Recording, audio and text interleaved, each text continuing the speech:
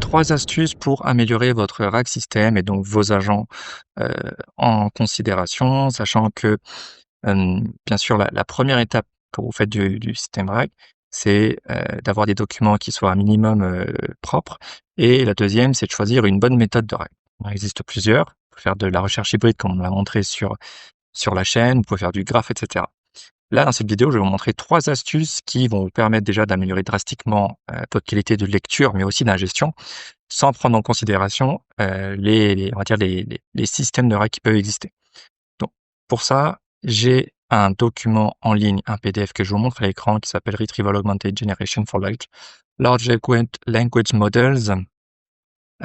Donc voilà, c'est un document, c'est un sondage, un document de recherche assez technique avec, beaucoup de texte, beaucoup de complexité puisqu'il y en a carrément des schémas. On a, heu, pas mal de choses. Donc il est assez pas forcément super long, il fait une 21 pages. Hem et donc la première étape, la première astuce pour améliorer vos RAG, c'est de venir ne pas ingérer vos documents directement en binaire. C'est en gros techniquement, en gros, on vient, améliorer notre découpage de documents. Donc 10 secondes pour rappeler un peu ce que fait le RAG, c'est qu'on va venir rajouter du contexte à notre agent, heu, mais de façon intelligente. Pourquoi? Parce que vous savez tous que les agents, ils ont une certaine, plutôt les LLM ont une certaine, taille de contexte disponible. Il y a quelques années, c'était environ, 8000, si je dis pas de bêtises, non, ça commençait à ouais, ça devait être, autour de ces eaux-là, dans les quelques milliers. Aujourd'hui, en moyenne, on est autour de 120 000, 128 000, tailles de contexte disponibles et on peut aller jusqu'à 1 000 000 pour certains modèles. Et donc pour ce faire, on va venir prendre des documents, comme ils sont assez longs, on va venir les découper en chunks, c'est-à-dire en morceaux et on va venir les ingérer dans une base de données vectorisée et ensuite on va venir lire ces documents de façon intelligente avec la recherche sémantique. Hem et heu et donc pour revenir à notre, 1re astuce, c'est de faire, non pas de l'ingestion directement en binaire, mais par de l'ingestion directement avec un découpage, intelligent. Donc pour ça, là, ce que je vais faire, c'est que je vais ingérer le document directement dans ma base de données, mais cette fois-ci en binaire. Si je vous montre ici, il y a écrit binary, donc je vais venir tout récupérer avec des chunks de 800. Ah, j'avais mis l'option markdown que j'allais vous montrer juste après. Donc je vais le refaire, c'est pas grave. On va créer l'exécution et on va le refaire. Donc on va regarder le nombre de chunks qui ont été créés, donc 160. Et donc 160, pourquoi? C'est parce qu'en fait, ce qui par défaut, NumIntent, ce qu'il fait, c'est qu'au niveau du découpage de son PDF, il vient repérer directement, la taille du chunk maximal, donc 800. Donc il va prendre 800 caractères, en commençant par le début, et il va découper à partir du 1er caractère, pardon, il va arriver jusqu'à la fin, entre guillemets jusqu'à 8 au 800e caractère et il va le couper. Et il va essayer de couper d'une façon entre guillemets «peu intelligente», c'est-à-dire qu'il va vérifier les \n, donc les retours à la ligne pour venir couper son document. Et donc là, on voit qu'on a 160 items. Donc pourquoi c'est pas bien? Parce qu'en gros, ça va créer une discontinuité dans votre chunk. Donc 1re chose à faire, ça va être justement d'activer, ce critère de markdown. Et si je le fais d'ailleurs, on va voir qu'au niveau, de la sortie,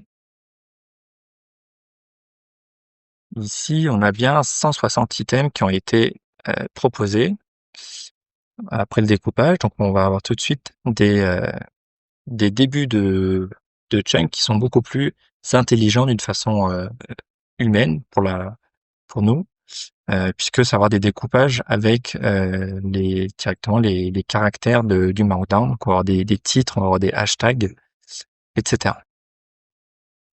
La deuxième chose à faire, c'est avoir un bon OCR. Un OCR, si vous savez pas c'est quoi, c'est simplement une méthodologie pour venir, lire des caractères à l'intérieur d'un fichier, PDF, ou autre, fichier, binaire de base. Donc pour ça, moi, je vais partir sur un OCR, de Mistral OCR. Vous pouvez aller vous inscrire et prendre votre clé API si c'est pas déjà fait.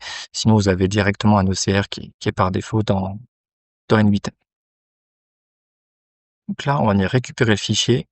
Cette fois-ci, après OCRisation, de la part de Mistral et donc il va nous renvoyer, donc notre document qui est ici, mais cette fois-ci, de façon beaucoup plus propre, donc avec du Markdown. Si j'ouvre ici le résultat, vous allez voir que on va avoir un document qui est beaucoup plus propre au niveau du découpage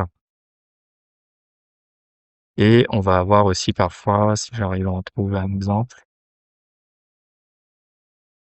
ouais, des tableaux qui ont réussi à être, convertis. Ensuite, donc cette fois-ci, quand on va venir à gérer, toujours on garde le markdown et on va avoir une meilleure précision dans nos splits. Pourquoi? Parce que là, justement, il va reconnaître les caractères spéciaux, du markdown puisque le document aura bien été traité. Donc, première chose, activez cette option markdown et surtout, il faut convertir en markdown. Parce que si vous avez un fichier binaire et que vous essayez de faire du markdown, comme la première étape que j'ai montré là tout à l'heure, ça va pas bien fonctionner non plus. Donc, convertissez votre fichier en markdown. Pour ça, je vous conseille un OCR et activez bien l'option la dernière. Et enfin, la troisième étape qui est la plus importante sûrement, c'est de voir un bon enrichissement de ces métadonnées. Donc, qu'est-ce que j'entends par là? C'est que ici, dans votre default data loader, vous avez la possibilité de venir enregistrer des métadonnées autant que vous le souhaitez. Plus vous allez pouvoir enregistrer de métadonnées ici dans votre ingestion, plus vous allez pouvoir, on va dire, préciser et puis ensuite filtrer vos documents lors de la lecture. Et donc, comment on fait ça? Donc, comme je l'ai dit pour l'ingestion, vous venez cliquer sur le bouton d'option métadonnées et vous ajoutez des propriétés.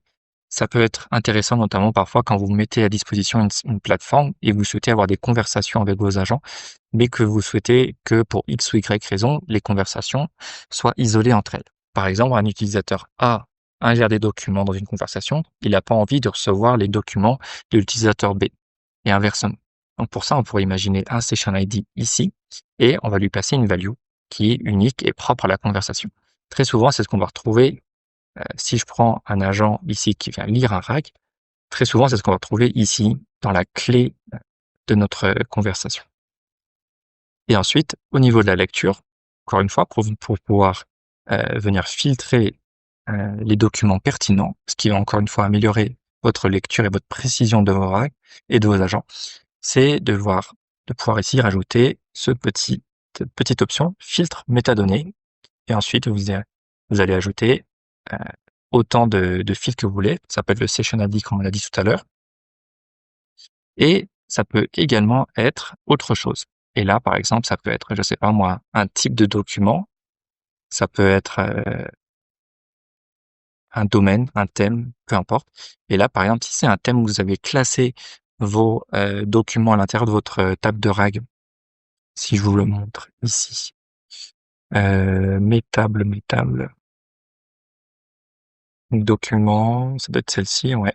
Si je vais par exemple sur les dernières et que je regarde au niveau des métadonnées, donc c'est bien le session ID qui a bien été intégré au niveau des métadonnées et c'est ce qui va me permettre ensuite de faire filtrer mes lectures. Et donc, si on imagine que vous avez un thème parce que vous avez classé vos documents à l'intérieur de votre règle par thème, par exemple marketing, par exemple RH, etc., et bien c'est ici que vous allez pouvoir les modifier. Et si vous voulez aller encore plus loin et laisser votre agent avoir la possibilité de choisir par exemple le thème, vous allez cliquer sur From AI et vous allez avoir en fait donner la possibilité à votre agent de remplir les valeurs qui sont ici. Donc voilà, vidéo assez courte, mais pour vous présenter 3 astuces qui vont vraiment vous permettre d'améliorer la précision et la lecture de votre oral.